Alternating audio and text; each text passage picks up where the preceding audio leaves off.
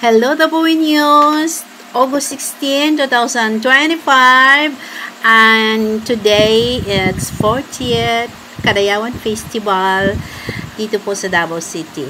Nandito po ako ngayon sa tribal village ng Davao City na matatagpuan dito sa Magsaysay Park. At ito yun guys, sa loob ng sinishare nila yung kanilang kasuotan, kultura, at mga alahas, at kanilang tahanan, pamumuhay. Meron din sila mga sariling gawa, local, ng mga burloloy.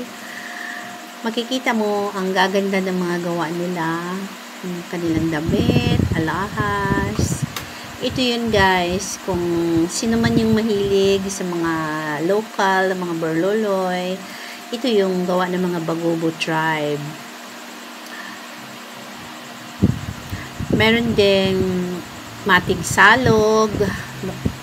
Magaganda rin yung mga gawa nila at parang magkakapare-pareho rin lang. Ito yung bag nila. At madaming tribo ang nandito guys. 12 lahat. Kaya punta na kayo dito sa Kadayawan Festival ng Davao.